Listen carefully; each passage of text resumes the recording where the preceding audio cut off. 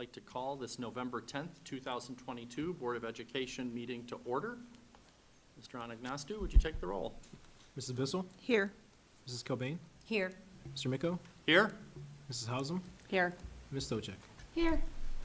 Would you all please rise and join me in the Pledge of Allegiance? I pledge allegiance to the flag of the United States of America and to the republic for which it stands, one nation, under God, indivisible, with liberty and justice for all.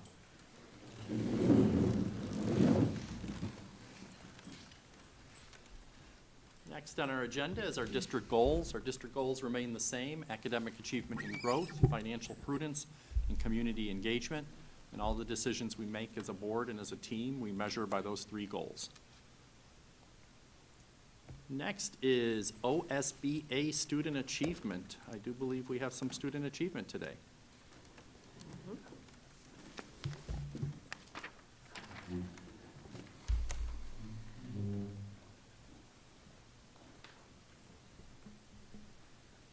Hello.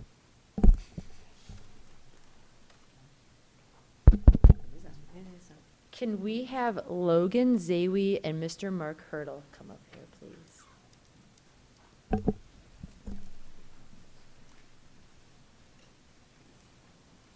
So this year we decided that we were going to acknowledge and recognize both staff members and students with our Student Achievement Extra Mile Award, because we wanted to go the extra mile with what we were doing in terms of celebrating as many people as possible. Mrs. Boydum is unable to be here today because she is in Columbus supporting the staff presenters for the OMLA and our Ohio Team of the Year. And she wrote up something that she wanted to say of why she chose Logan and Mr. Hurdle to be the recipients of the Extra Mile Award for Strongsville Middle School. Logan Zawi is an 8th grade student at Strongsville Middle School and is currently on the Dragon team. Logan exemplifies what it means to be a model Mustang. Not only is she dedicated and resilient in the classroom, but she is collaborative and inclusive to all at Strongsville Middle School. Her personal character is what made her stand out for this recognition. She tries to do her best in all that she does, whether it's helping in our office, performing on the volleyball team, answering questions in class, or including others at lunch. Logan is a model student who shows respect for others and herself, and we are so proud of the young adult she is turning into. Congratulations, you are so deserving of this recognition. You want to say anything? You want to take anybody? Do you want to do Mr. Hurdle? I'll just say one thing. I'll brag a little bit. She was on the volleyball team, the 8th grade team, with my granddaughter, and they had a phenomenal year. And I think it was you won the tournament after 6 years of losing the tournament in the 8th grade. So they did a really great job with a lot of kids. I give their coach the credit, and these kids, they worked hard together. So congratulations.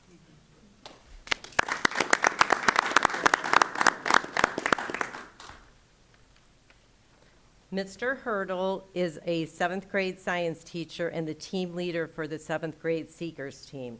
Mr. Hurdle has been teaching for 25 years. What many know about Mr. Hurdle is that he loves his content and teaching students. He has a great sense of humor and is a great team player. What is special thought about Mr. Hurdle is his natural ability to build relationships with students and support not only their learning in the classroom, but growth as young men and women. He dedicates much energy into teaching students right from wrong, modeling appropriate behavior, and giving students a chance to succeed. We are thankful to have a great teacher at Strongsville Middle School, but also to have Mr. Hurdle in the special ways he creates engaging lessons and genuine relationships. Thank you. Sounds great. You sound great. Would you like to say something, Mr. Hurdle? When we went in there to award both the student and the staff member this time, both of their classes kind of erupted in applause and congratulations, and we're very, very excited for you guys, and it was nice to see because obviously that's not only just coming from Mrs. Boydum and her decision and thought of you, but those classmates that are in those classes that think the exact same thing, that were cheering and congratulating and giving many reasons why they love Mr. Hurdle, for example. We're like, oh, who wants to name something? Middle school students, how many are going to raise their hand and want to talk to some strangers they don't know? They're all raising their hand, all the things they love about Mr. Hurdle. So it was great to see, and they said that he made teaching, or he made learning a very fun experience. So that is a very wonderful thing to see. And thank you, both of you. Thank you. Logan and Mark, before you leave, I think it's important, come back over here. If you could just come around, I mean, that's phenomenal, right? The recognition and that you deserve, so we'd like to shake your hand. So if you come around here, come inside. Logan, why don't you start? Mr. Hurdle's looking nervous. It looks like he needs you to lead him. Way to represent our district. That's right. Very proud of you.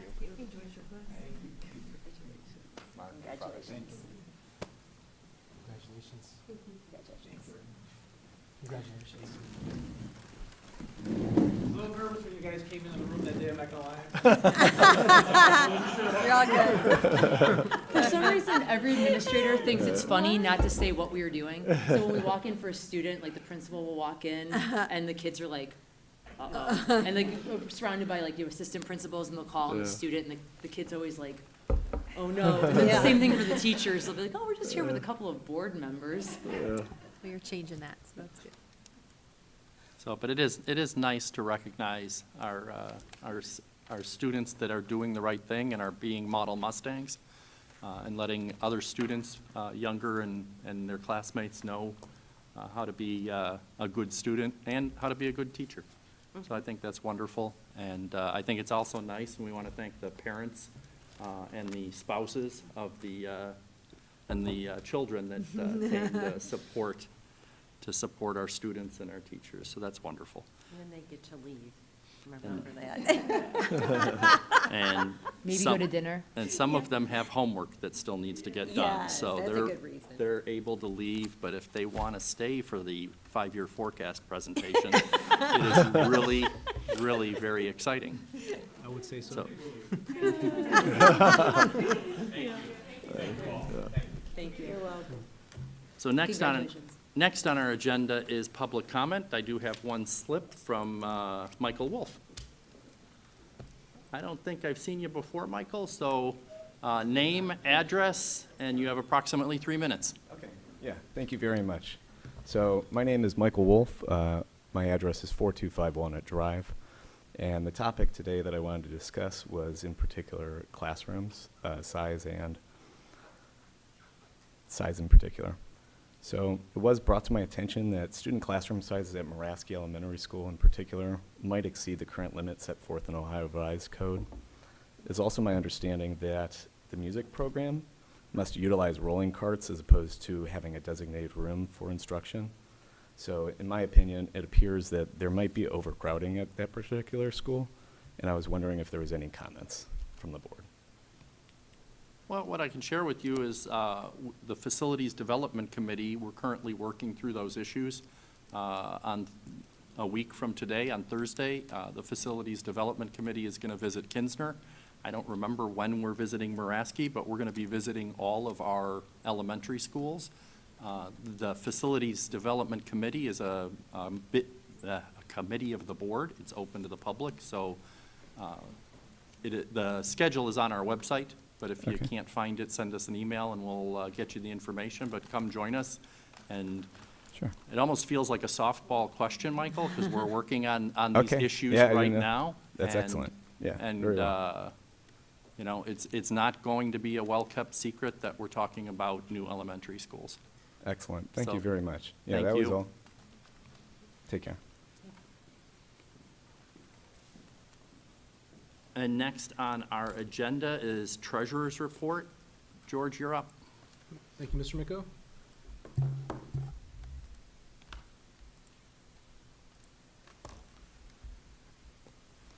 All right, so for tonight's meeting, I have the 5-year forecast presentation as a discussion item, and then presented tonight, then it'll be on the board agenda for adoption at the November 22nd meeting. And then it'll be, once it's adopted, a version needs to be submitted to the Ohio Department of Education by the end of November.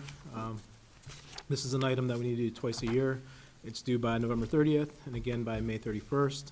The November forecast I kind of used to begin the fiscal year. Our fiscal year begins in July. We adopt the budget in September. From July to September, we do a temporary budget.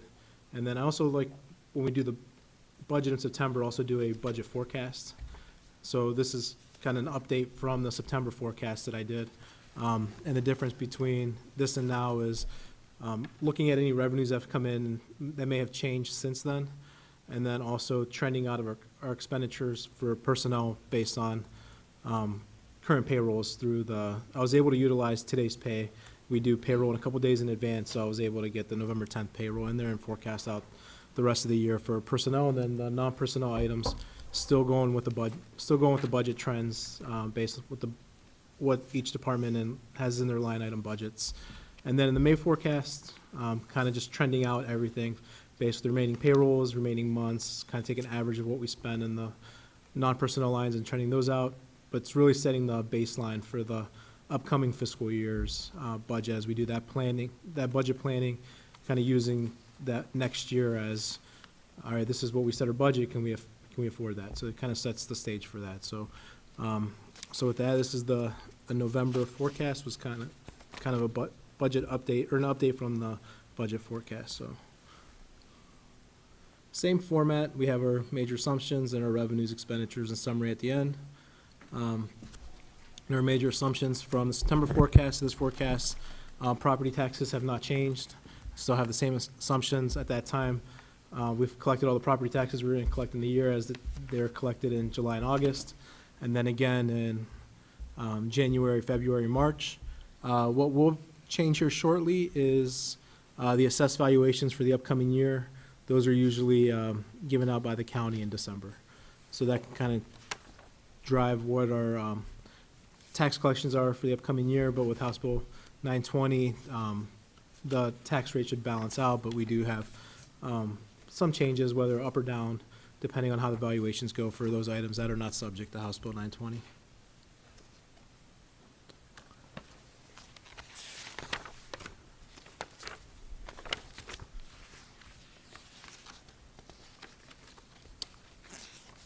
The other thing with the major assumptions for revenue, just when you're comparing the forecast, property taxes from last year to this year look a little higher. It's because last year, and you can tell from the year before as well, there was a slight dip due to the issue with the mall and the sale and the decrease in value and the refund that brought down the tax collections for fiscal year '22. So that's why that one looks down. I want to keep that in the assumptions just so when people are looking at the numbers, they know why that's dipped. And then also the forecast assumes that we have 2 renewal levies. We have one that's coming up that will expire in tax year December 31st, 2023, and collections will continue through December 31st, 2024. So when that expires, I have to show it on the forecast as it coming off, and then at the bottom of the forecast, I can show it coming back on if approved. And then our second renewal that was passed last November, it'll be up again. It'll expire December 31st, 2026, and collections will continue through December 31st of 2027.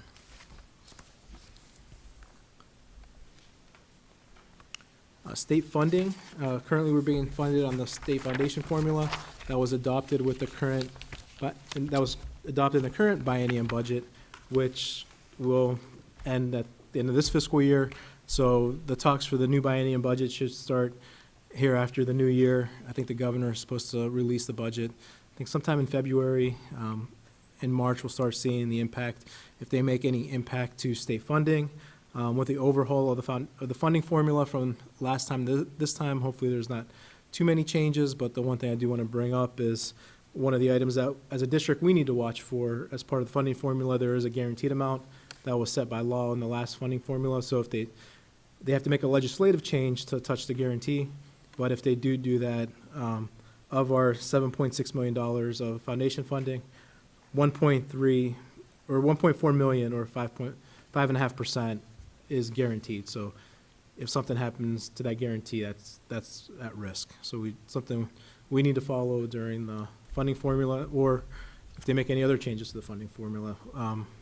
We usually don't get impacted in a positive way. So just to kind of team that up as that process will begin after the first of the year. And the forecast assumes the current funding formula as is for the remaining years. With the change in the foundation formula, there was there was dollars that were in unrestricted aid that got shifted to restricted aid. And those are success and wellness.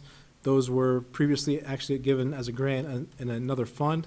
Now those are part of the foundation formula as a restricted line, meaning you still got the same number of dollars, but you have to meet the spending criteria. So for this school year, it's $211,000. Career tech, $34,000, right around what we used to receive for that.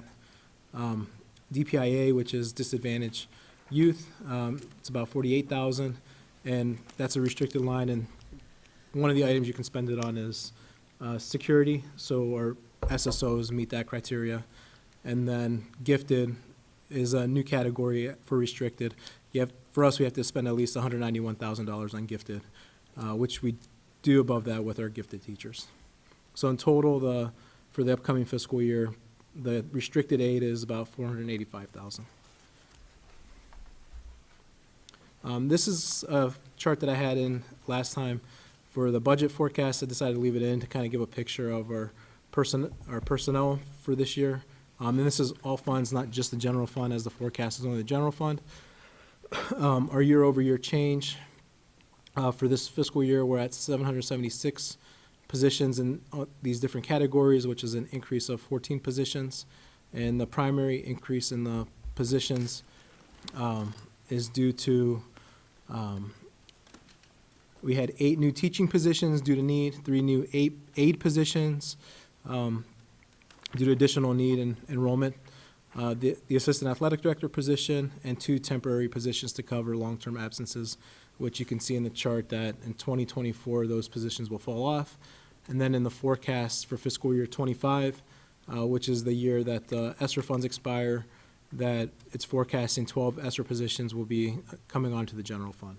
So that is something we need to continue to evaluate, but as of now, those positions are included within the general fund.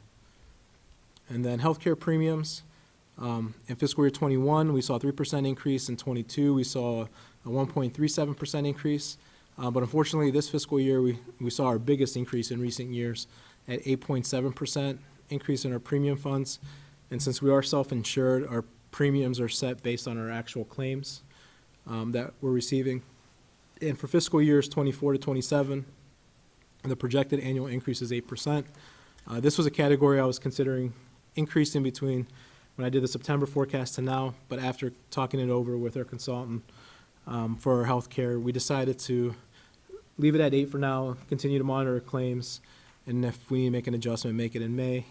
The other reason behind that, over the course of the forecast in fiscal years 2024 to 2027, 8% annually each year times 4, it's 32%. So our thought is it should remain in that range over the 4-year period. We might see a year that might be higher, then a year might be lower.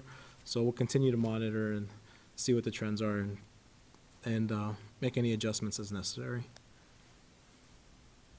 And then when you're comparing the forecast in the prior years for 2020 and 2021, those were years where the district saw closures due to the pandemic. So some expenditures might be lower in those years compared to a normal year. So keep that in mind as you're looking at the financials for the forecast.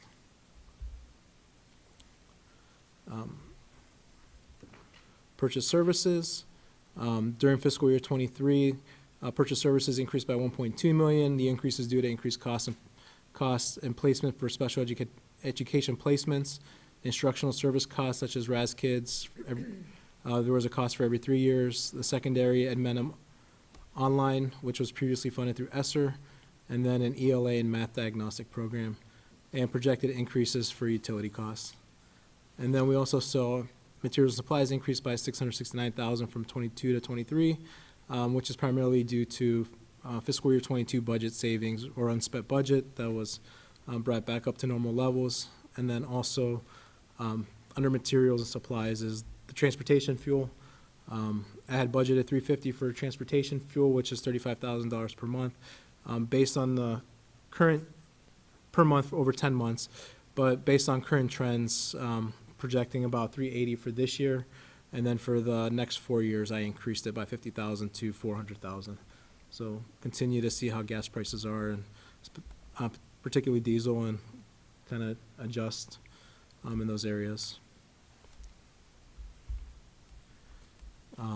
The other thing I keep in the slides, just as a reminder, is all of our extra expenditures, although they're not general funds, but just to kind of show what we've used those ESSER dollars for, going back all the way to ESSER 1, now ESSER 2, and now ESSER 2 and 3, and then what we're planning on spending in 22 and 20, this year and next year with our ESSER 2 and our ESSER 3 dollars that are remaining. You may get any detail on this? It's the same that we've been talking about the prior months. So, any questions before I go into revenues on the assumptions? So revenues, our biggest category of revenues is local taxes, which is about 75% of our revenues, and then state foundation makes up 10%. State of Ohio reimbursements are about 7.4%. TIF is about 3.1, and all other revenues are 4.5. So majority of our taxes, or majority of our revenue, come from local property taxes. And then year over year, as I stated, in fiscal year 22, we saw a little bit of a dip, and then it's going back to normal levels in 23, and as you can see, it's kind of sustained from 23 to 27, but this in 25 is the half year, the renewal, then 26 and 27 is the full years coming off. The public utility, public utility taxes, as you can see, those have increased year after year. This is assessed valuation that is not subject to House Bill 920, and it's the value of public utility throughout within the school district. And on average, we've seen a 6.7% increase year over year, and the forecast assumes that same percentage. So something that we'll need to keep on monitoring, whether that's an aggressive percentage increase or if it remains the same. State foundation for 2023, this is the unrestricted portion of it. We're collecting $8.2 million. From 21 to 22, there was a decrease, and it was because of the new funding formula as the pass-through dollars have been taken out, which was the reason for the decrease. And then 23 through 27 is based on the current structure. And as of October, it's been updated through the October data that we're seeing through OD. State foundation restricted. With a change in those other categories, we used to only receive about $72,000, but as dollars shifted from unrestricted to restricted, we see the increase in the restricted aid, and then in the out years, it's decreasing, but it's a shift from restricted to unrestricted as our requirements that we're required to spend are less in those categories. So that's the reason for the decrease. It's not an overall decrease in revenues, it's just shifting buckets. Property tax allocation, that's the homestead and rollback, reimbursements back from the state, and those have been consistent year over year. Other revenues, from the September to this forecast, this is where I may have made the biggest change, and it's related to interest income. As interest rates been going up, right now our Star Ohio rate is 3.7% interest revenue. It's the highest since I've been here in the district, and I think as I've been in this role overall. Last year we were under 1%. So as we've seen interest revenue for September and October exceed $100,000 for each month, it was, I needed to take a look at that number for the forecasting and adjust. So for this fiscal year, based on that current Star Ohio rate of return, our investments with meter was able to get a breakdown month by month. We're projecting about $1.3 million in interest revenue from what I had budgeted in September. That's an increase of $584,000 that I had $750,000. And then in 2024, increased interest from $700,000 to the 1.3, which is about a $500,000 increase, and assuming an overall rate of return of about 1.75. And then in 2025, an overall rate of return of 1.5, increase that from $700,000 to 1.1, and then same concept each year, just decreasing the rate of return each year, as don't know if these rates will continue to be sustained, or as the federal government's trying to adjust the inflation, that these might normalize back to where they were. So something that we need to watch, and a little hard to predict in years 4 and 5, as well as year 3, but just looking at where the numbers are now, and we'll continue to look at them and make adjustments as necessary. And then the other categories that make up other revenues is preschool tuition, full-day kindergarten tuition, tuition from other districts for out-of-district students that were court-placed, pay-to-play, catastrophic cost reimbursements from the state, Medicaid reimbursements, and then the TIF reimbursements. Other financing sources, in 2021, we had that big spike, which was due to a $1.1 million BWC dividend and refund payment. And then in 22 and 23, those are primarily due to dollars that the general fund paid for and was reimbursed back by the ESSER funds when they were received. And then also return of advances, that at the end of the year, when we do an advance to federal funds to cover any deficits, those dollars are advanced back once the dollars are received. So that's in this category. So any questions on revenues? I thought you were going to say something. I'm mulling the interest rate conversation, and, you know, no one has a good crystal ball, so Right. I appreciate using the best information we have for the short term, and then being a little more conservative for the long term, to give us as accurate as a tool as we can. Right. But, you know, on the one hand, $500,000 is a lot of additional interest revenue. On the other hand, when we consider inflation and our purchase services and everything else, it's not enough. Right. Any other questions or comments? Expenditures, where our money goes. Salaries and benefits is our biggest category, which makes up about 83.8%, or $67.4 million. And then it's purchase services, which is about 9% of our total budget. Materials and supplies, which is about 3.2%, and all other objects, which is about 2.9%. Salary and benefit. Salaries. Salaries are based on actual salaries, based on the positions and the people that we have, and moving them along on the salary schedule, and based on any increases that we currently know in the contracts. It doesn't predict any future increases, just based on the information that we know now, and moving every employee on where they're currently at on the schedule, moving them accordingly each year. Same with benefits. It's based on where everyone's employee, or every employee is right now with their benefit coverage, and who's taking benefits and who's not, their type of coverage, and then moving them each year in the fiscal year, and then also projecting an 8% increase per year on the premium rate. And then the other increases that go along with benefits is, as salaries increase, there's those benefits that have a percentage increase, such as SCRS, STRS, and the Medicare that is based off a percentage of salary.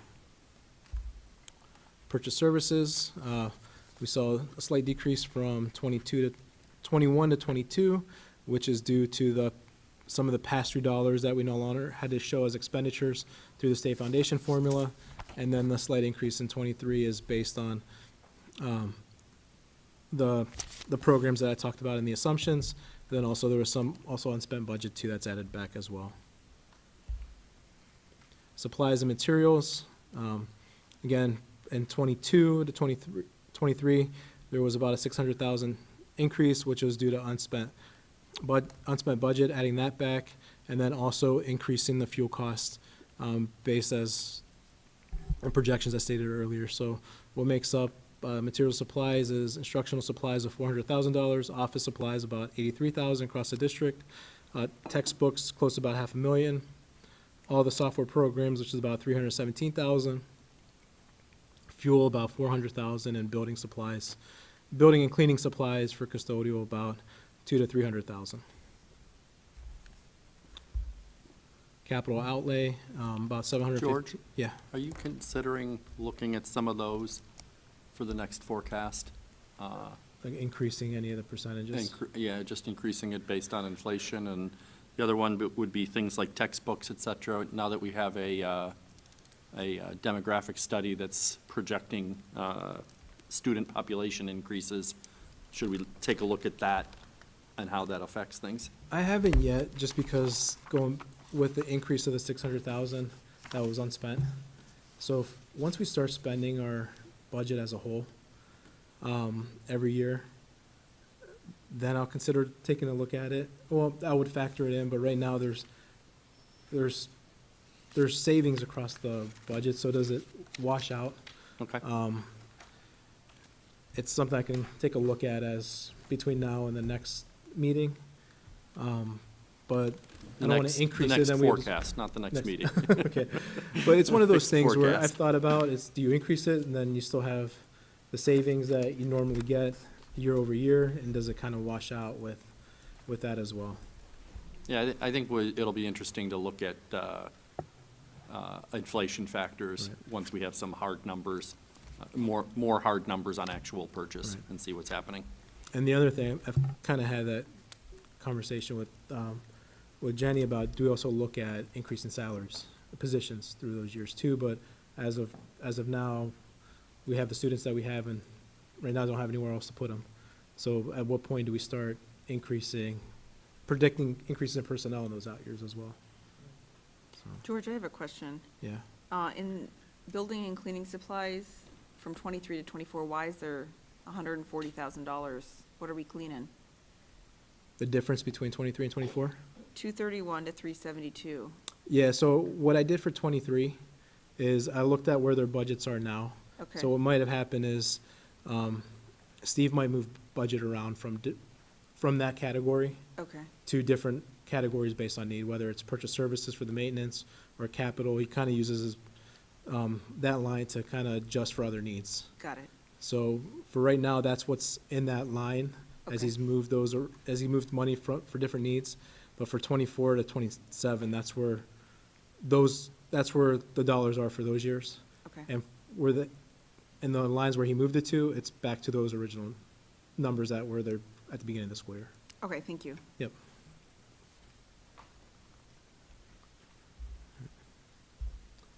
Our general fund debt, we have a debt coming off after next fiscal year, so leave us with one on the general fund. Other objects, 72% of this is made up of county auditor fees of 900,000, then 150,000 for insurance liability. And then our transfers for advances. This is where we transfer dollars to other funds to cover negatives. So for this upcoming school, or for this school year, don't know if it's needed, but it's a placeholder. I have $100,000 for food service. Last year was our first year that we didn't have to do a transfer of food service. But since last year to this year, I wouldn't say the program changed, but how it was funded by the government changed. Where last year everyone was covered with free lunch. This year that's not the case. So we just got to watch how food service is performing. The uniform school supplies, the termination benefits fund. This is where the fund that when employees retire, where we pay out their sick leave, we transfer the money over from the general fund into this fund. As it's not impacted or per pupil spend. Last year we spent about $210,000. Looking at the payments that we make the payments every January. Look at the payments we're gonna do for this year. Originally I had this budgeted at $250, but we're actually gonna spend about $425. And then in the out years, I had $300,000 in the September forecast, but now I went through, since this year was off, to see what our 5-year average was, and our 5-year average is about $400,000. So I used the 5-year average for the remaining years in the forecast. And then the other change that I had in the forecast, originally we had a transfer of $750,000 to move to the PI fund for the HVAC system at Kinsner, but after talking with Dr. Iber and Mr. Breckner, that doesn't look like it's going to happen during this fiscal year, so we moved it to next fiscal year. I think those are conversations to have with the facilities committee to us, as they're evaluating buildings, is looking at when we make some of these investments in the buildings. Any questions on expenditures? Do you have any idea about how we're trending so far with food service this year? No, I'll, at the next meeting, when I do my financial report, Okay, I'll take a look at the October data. okay, So with the first month, with September, it's, August is thrown in there, so you have August, September, and it doesn't really kick up until like you start getting into the winter months. okay. So once I get the October data, it'll give us a better kind of indication versus just September. So I'll add a slide to my month-end report for the next meeting. Thank you. Yep.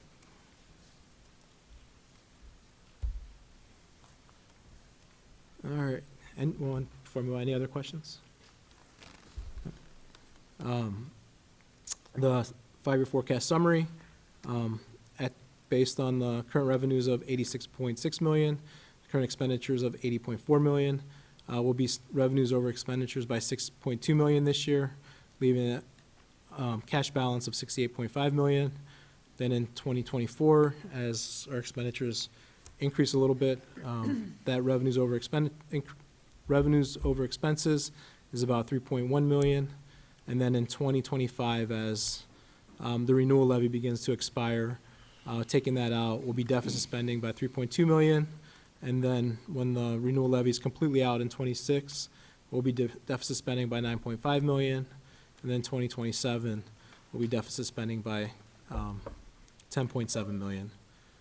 And then if that renewal levy was renewed, we would be sustained through 2026 and slightly deficit spending in 2027. That concludes the presentation. If there's any questions.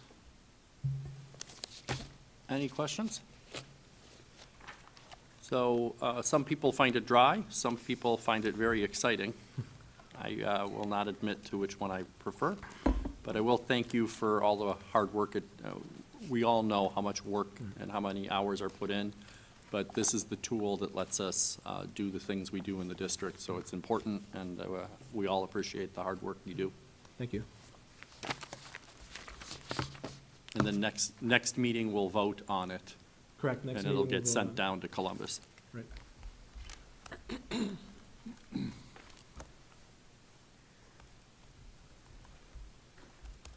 And then if I also, between this meeting and next meeting, if I get any material information that could have an impact, I'll incorporate that in the forecast as well.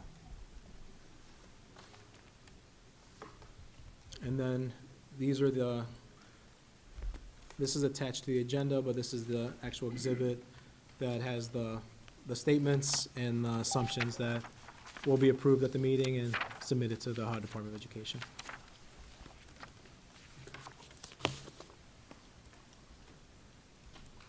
All right, so the next item I have for you, it is a consent action item, but it is be it resolved upon the recommendation that the treasurer, that the collection of fees to support costs associated to intramural activities be approved.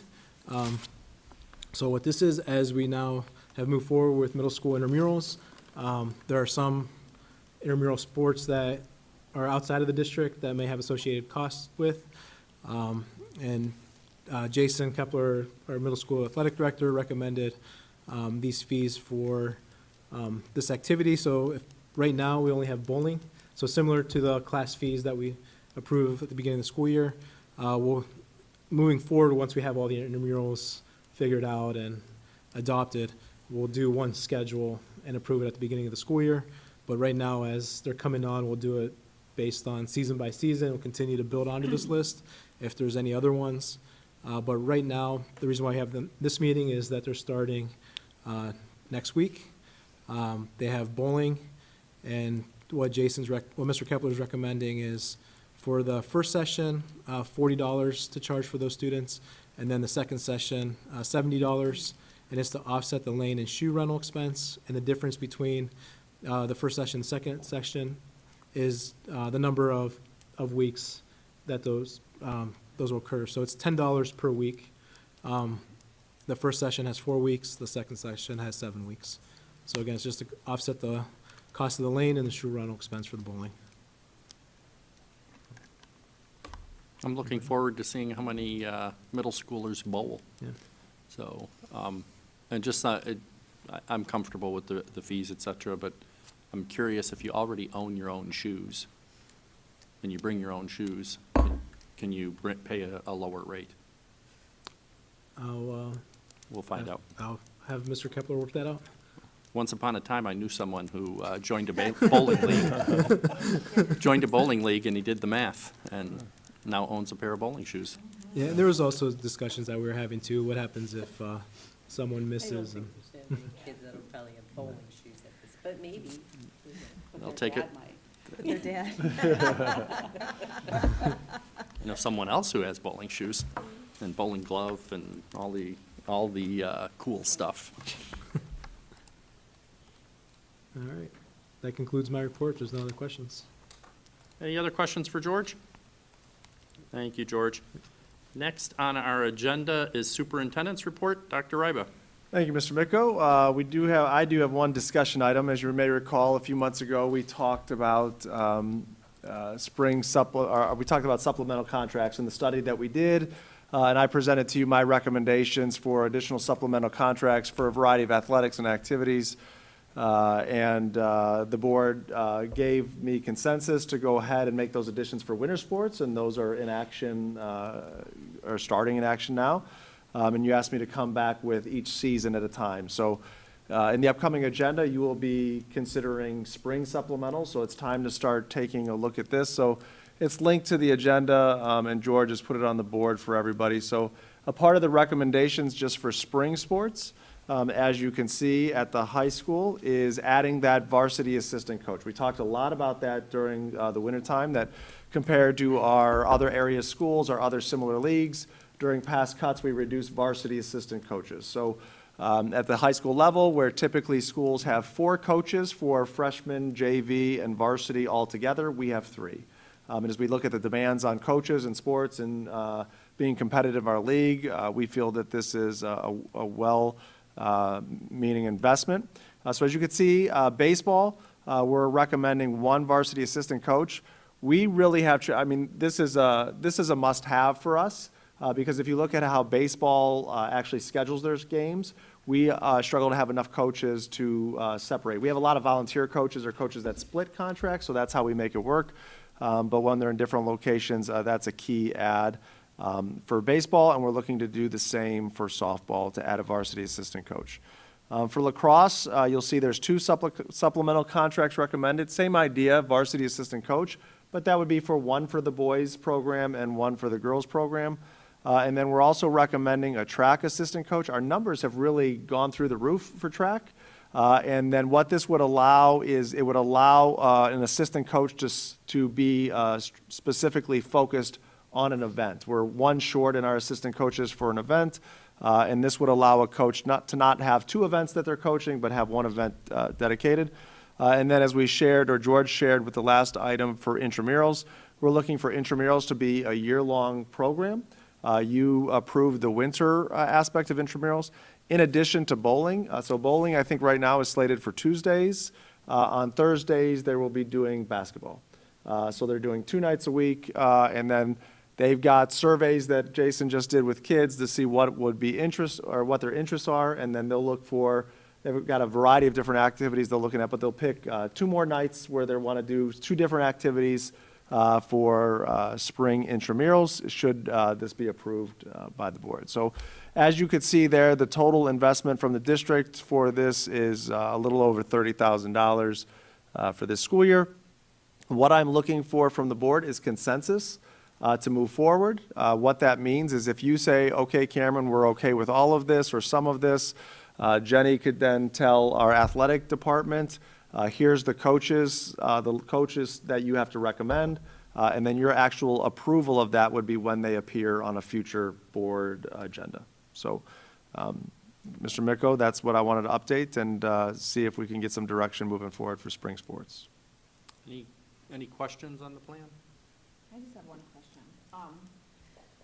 Is the intramurals, like the time that's invested in terms of the 2 days a week I don't know how many hours comparable, seeing as it's not less than half the percentage? Yeah, so what we did, that's a great question, Michelle. So what we did is we took a look at and said, for supplemental contracts that are commensurate with the intramurals, how often are they meeting? And so that's what they came up with, the intramural advisors, and Jason said, hey, we feel 2 would be representative of that pay and what other advisors are doing. Are you okay with that? And if you take a look at it a different way, you could say, most middle school coaches, assistant coaches are making 10-ish%, around 10%. This is half of that. Most middle school coaches are coaching 4 days a week. Half of that is 2 days a week. So that's kind of, both of those rationales are how we got to that 2 days a week. Okay, thank you. And the question, from my understanding, although they're varsities, will they be able to coach across, whether it's freshman, junior varsity, or what have you? They'll be able to help wherever it's Sure. needed? Yeah. Okay. And then the only other question I had is, do we anticipate having any difficulty filling the positions? Because we had that with the previous one, so if we're going to be putting them out, I think we need to be cognizant of whether we anticipate a problem, because we're having I'm not surprised that supplemental contracts, we're having a labor problem like buses and everything else. What I would share at the high school level with existing sports is we have been blessed to have a lot of volunteers that are there. And we have people that just want to volunteer and continue to volunteer. But based on coaching at this level, I'll let Jenny fill in the details there. But I feel that we are in a good spot to fill those positions more than some of the other challenges that we've had. Jenny, any thoughts you have? I don't know, this probably is more my opinion, but, based on the conversations we had with the coaches when they went through this exercise and had the ask of what they wanted, I know they've wanted this, they feel they needed it, and I do feel like they're gonna put a lot of time and energy to try to get somebody that's going to fill the position and obviously help their program. They're pretty invested in it, so hopefully that search will go well, and we've had some other positions recently where the head coaches are actively searching, and their contacts and their connections and through colleges and everything, so hopefully we can. Good. And then, just to say it out loud, I wouldn't want anyone in the public thinking, why are we switching volunteer positions to paid positions? But the expectations are certainly different when it's a paid position. The evaluations, I know Jason and Denny are doing a great job on making sure that those expectations are set and met, so. And we will see, Mr. Micko, and that's a great point. Thank you for bringing that up. But based on what happened in winter, most of our volunteers want to stay as volunteers, and just have this being an add to the program as well, so. That's nice to hear. Yeah. So, unless someone disagrees, let's move forward. All right, thank you very much. I appreciate that, and I know on behalf of our athletic department and coaches, they appreciate your support, and at the upcoming meetings, we'll keep you posted on how we're doing with the hiring for those assistants. Moving on, we do have one item under curriculum for your consideration. As we've talked a lot about, congratulations to our varsity girls soccer team. I think, Mr. Wingler, I was at a NHS ceremony last night, and he made the comment that, making a state championship game is really a rare and special thing. We're a little spoiled here in Strongsville. I think it's been 3 in the last 5 or 6 years, state championship games we've been in. But congratulations. This is years and years of work, and we have a phenomenal program. So they probably have already left to go down to Columbus to get ready for the game tomorrow. But be it resolved upon my recommendation that permission be granted for the Strongsville girls varsity soccer team to travel to Columbus, Ohio to participate in the OHSAA girls soccer state championship game November 10th through the 11th. Transportation will be via chartered motor coach, and expenses will be paid by the Strongsville Athletic Boosters. So again, a special thank you to the boosters who always take care of food and lodging during these state tournaments. And a special shout out to one of our community businesses, Jersey Mike's, unsolicited. They reached out to me yesterday and said, hey, what can we do to help support? We have 2 Spirit buses going down to Columbus tomorrow, and we have 60 subs that will provide lunch for the kids as they go down. So thank you to Jersey Mike's for being a great community partner and supporting our kids on this exciting time. Any questions on curriculum? So if that would somehow fail, would we have to call them and turn the buses around? Yeah, right. All right, with that, I'm going to ask Andy Trujillo, our Director of Student Services, to come to the podium for his items for this evening. Andy? Good evening, members of the board. I have 2 items for you to consider this evening. One is Soliant Health. Be it resolved upon the recommendation of the superintendent that the Strongsville Board of Education enters into a client service agreement with Soliant Health to provide speech and language pathologist services for the summer extended school year 2022 and during the school year 2022 to 23 to cover unfilled vacancies and long-term absences effective May 27th, 2022. Be it further resolved upon the recommendation of the superintendent that the Strongsville Board of Education enters into a client assignment confirmation agreement with Soliant Health for Geraldine Asbury, speech language pathologist, start date October 17th, 2022, end date January 17th, 2023, 4 days per week, 9 a.m. to 4 p.m., bill rate $88 an hour, overtime bill rate $132 an hour, and she will be working 28 hours a week. Any questions? Second, Just as a clarification, Andy, Yeah. we have an overtime rate listed. Yeah, But the language says there's no overtime. So I want It's to a- be clear that there's Yeah. no overtime. there is not, yes. And further clarification would be it says minimum 28. It's really a maximum of 28. It's just kind of their procedural service agreement and how it's written. The second is for Power School. Be it resolved upon the recommendation of the superintendent that the Board of Education enters into an agreement with Power School Group to provide Unified Insights Platform, Unified Insights Student Essentials, Unified Insights MTSS, Unified Insights One-Time Discount, Professional Services and Setup Fees, and Training Services, and all the setup and monitoring fees associated with that. Contract term is 32 months from November 1st, 2022 through June 30th, 2025. The initial term is from November 1st, 2022 through June 30th, 2024, in the amount of $74,128.28, with $24,900 due December 1st, 2022, $49,228.28 due July 1st, 2023. Annual ongoing fees total $45,684 as of July 1st, 2024, with fees subject to an annual uplift, which will be reflected on the renewal quote. Any questions about that? Comments? All right. Can you give us a short summary on what the software does for the school? Sure. Yeah, that it's Unified Insights is Power School's new reporting solution, as they call it. And so this Unified Insights will take the place of a current program we have for student analytics through Frontline, which is called 5 Labs, which kind of is a dashboard for all of our data in terms of enrollment, attendance, discipline, grades, and that sort of thing. It's also going to combine a service we get through Performance Matters RTI Analytics. They are no longer supporting that program.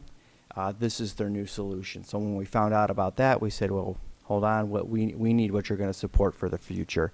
So in some ways, we're taking 2 services, 2 subscriptions we have, and we're putting them into one. Does that make sense? Mhm. Okay. Anything we can do to tell them to stop selling us a software that they know they're going to get rid of in a year and a half? Yeah. That's the million-dollar question right there. Yeah. No. All right. Thank you. Thank you. Next up, we have our Assistant Superintendent, Jenny Pelko, with the Human Resource Report. Jenny? Thank you. I have 4 items for your consideration this evening. We have the retirement of a certified staff member. We have a MOU, be it resolved upon the recommendation of the superintendent that the memorandum of understanding between the Strongsville Board of Education and the Ohio Association of Public School Employees, as stated in the exhibit, be accepted. And I do believe this one requires a separate vote. Yes? It does. Do I have a motion? So moved. Second? Second. Motion by Mrs. Hausum, second by Ms. Stavcek. Any discussion? Real quick, the MOU is going to, cross our fingers, help us with our bus drivers. And we're going to incentivize people to become bus drivers. Do you want to describe the fees that they have to incur, and we're going to incentivize them to take care of that? Sure. So for somebody, this is, I guess, a plea as well. So if This you're is a commercial. interested, Listen commercial, closely. yeah, infomercial.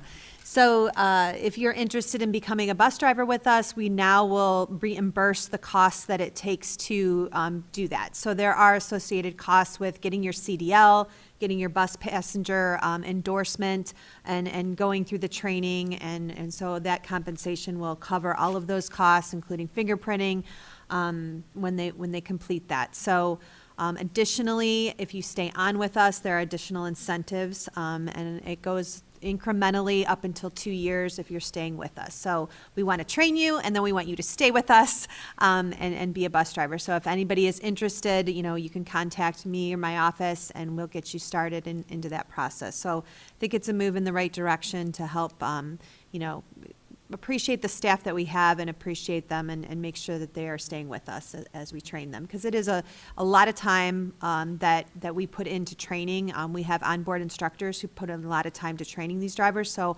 once we do all of that work, we want them to stay. Agreed. Any other questions or discussion? George, take the roll. Mrs. Hausum? Yes. Ms. Stavcek? Yes. Mrs. Bissell? Yes. Mrs. Cobain? Yes. Mr. Miko?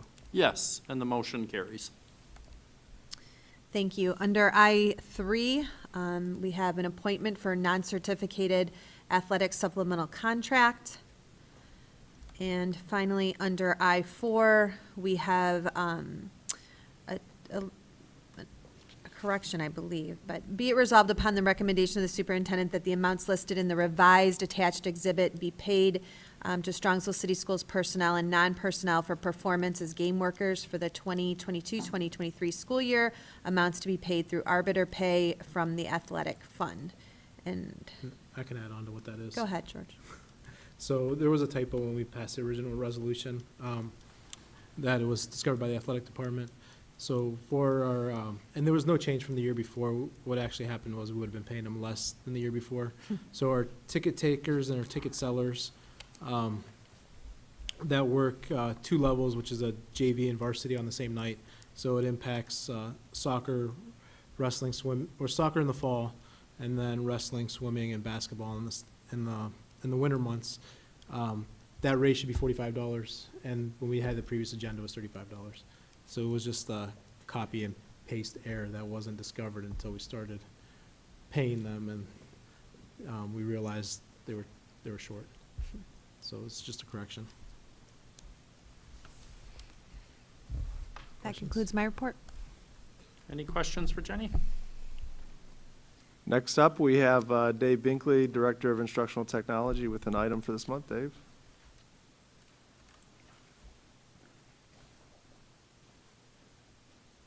Good evening. Be it resolved upon the recommendation of the superintendent that the following amendment to include the additional fund be made. Amendment to Agenda, March 24th, 2022. Item F, Technology 2, Technology Upgrades 2022-2023 school year. Originally read 001 General Fund for the purchase of Chromebooks, computers, Google Chrome management licenses not to exceed $300,000. Now amend it to allow the use of both the 001 General Fund and 023 Self-Insurance One-to-One Device Fund. Any questions for Dave? I'm excited. With that, that concludes my report. Any other questions about the report for Cameron? Hearing none, next on our agenda is our consent calendar. Action by the Board of Education and adoption of the consent calendar at this point means that all items appearing on the agenda noted as type action consent are adopted by one single motion unless a member of the board or superintendent requests otherwise. Do I have any otherwise? Hearing none, I will take a motion.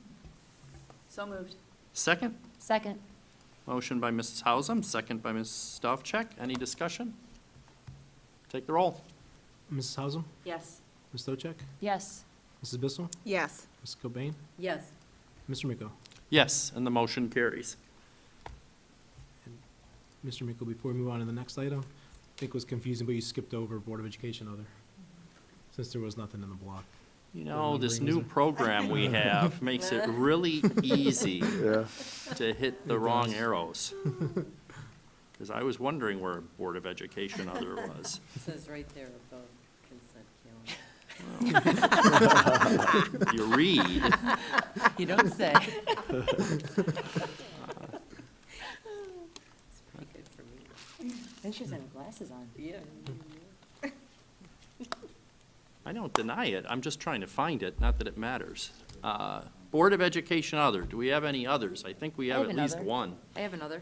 On November 4th, I was invited to Strongsville Middle School for the leadership breakfast. It began with breakfast with the students. We were seated at tables with 68 students at each table. We had breakfast with them. The mayor led us in the Pledge of Allegiance and a welcome. There was a keynote speaker, Dr. Gina Pestak, the Director of Medicine at Fairview Hospital. She shared personal experiences from before she became a director of medicine or even involved in medicine, things that made her doubt whether she would even be able to have a career in medicine, including getting sick in her first surgery that she was in after seeing and smelling what surgery was. And then we did a rotation of students, so we talked to each group of students for about 25 minutes, and the kids prepared questions about leadership, career advice, interesting things about like career pathway. And then when the event concluded, which I called the mayor signing autographs and taking pictures and handing out business cards, and kids running around saying, I got a business card from the mayor, I got a business card from the mayor. So that was a fun experience. So that was November 4th, and the list of different business owners in the area that were there, or business leaders we had Kelly Dobeck, meteorologist for WOIO Channel 19, myself, owner of Caliber Dance Company, Mayor Thomas Persiak, mayor of the city of Strongsville, Dr. Regina Pestak, Director of Medicine at Fairview Hospital, Chief Mark Fender, Chief of Police, Strongsville Police Department, Chief Jack Draves, Chief of Fire, Strongsville Fire Department, Adam Therian, the President of Transport Services, Al Mattis, I apologize if I said that wrong, Vice President, Ambulatory Operations and Business Development at Southwest General Hospital, Brian Cruz, the owner of Sergeant Clean's Car Wash, Brian Boger, Director of Parks, Recreation, and Senior Services at Strongsville Recreation and Senior Center, Frank Fabrizi, the owner of Fabrizi Construction, Ashley Clark, owner of Ashley Clark Interior Design Group, Chuck Geis, TA Check Financial, Peter Schemmel, who is Space Communications and Navigation Cognitive Communications Project Manager at NASA, and Amy Penny, who's the Supervisor of Elementary Curriculum in Strongsville City Schools. So it was a fun experience. Awesome. And I have another other, too. I can't even talk. The professional development that took place earlier this week on Tuesday, the Strongsville Middle School and Strongsville High School counselors and 2 social workers went to Hope Meadows, which was a program that Sharon introduced to the board earlier this year. Website hopemeadowsoh.org, where they have mental health counseling and life skills program. And before I continue, how do you say this? Equine or equine? Equine, right? But equestrian. Is it equestrian? Equestrian, yes. So equine, equestrian. Okay, Yeah. that's what I thought. Okay. It was equine assisted therapy programs that are facilitated by a mental health professional and occur in a safe and peaceful environment through the interaction with horses and nature. I spoke with Tracy Davidson, who is a counselor at Strongsville High School. They went over the curriculum with them that they use for the teens that come to the group therapy sessions. They got to participate in a few of the lessons themselves using the horses, which they found to be very amazing. Per Tracy, it was a great professional development day for the 6 to 8 counselors because we got to learn something really relevant to our jobs, as well as have a little self-care with the horses ourselves. The lessons we did were mindful and grounding. I know all 10 of us had a valuable experience there and are already thinking of students we would like to refer to the program. Any chance you have another other? I don't. I thought you said you had 3. I don't. Okay. Does anybody else have any others? So I will share on Saturday? Yeah, Saturday, I was at the middle school. We received an invitation from, I cannot say it, but a local group, and they had a Diwali celebration, the Festival of Lights, and it really was quite charming. It was very nice. This was their first get-together since COVID. Everything was remote or canceled prior to that. So they kind of were itching to put on a big production, and they actually brought in a band from India that played music and did a whole celebration. And I learned that I was familiar with Bollywood, which is India's version of Hollywood, and they do quite a bit of cinema, movies, TV, etc. But there's also Tollywood, which is similar to Bollywood. It's in India, but it is for, I hope I'm saying it right, Telugu-speaking people from India. It is, I think, bigger than Bollywood, but the music that they played, the musicians that came from India played popular music from Tollywood cinema, etc. And it was very neat because it was very modern. It was synthesizers, guitar, bass, drums, but you could you could hear that there was a Indian music influence on it. So it was very neat, and I'm glad they invited me, and I learned about Diwali, the Festival of Lights. So I just wanted to thank them for the invitation and give them a shout out, and they plan on coming back next year and doing this annually. Where So was we're it at, Rich? at the middle school. Oh, So it was fun, and I'm glad I was able to attend and learn a little bit about Indian culture and all of those things, so that was fun. And then we're going to make sure to remember to wish our Lady Mustangs lots and lots of good luck and bring home a win. And then I would be remiss if I didn't remind everyone that tomorrow is Veterans Day, so happy Veterans Day. I know some of us are going to go see our Veterans Day performance is the wrong word, celebration at Whitney. Yeah. Debbie Gonzi does a great production every year, so we're looking forward to that. But anyone who served, we thank you for your service, and happy Veterans Day. We do have a need for executive session on the topics of To consider the employment of a public employee and to prepare for negotiations with public employees concerning their compensation or other terms and conditions of their employment. Do I have a motion? So moved. Second? Second. Motion by Mrs. Hausum, second by Ms. Stavcek. Any discussion? Take the roll. Mrs. Hausum, Yes. Ms. Stavcek, Yes. Mrs. Bissell, Yes. Ms. Cobain, yes. Mr. Miko. Yes, the motion carries. We will enter into executive session at 8:15. We have no expectation of further business. Thank you for your attention. Have a good evening.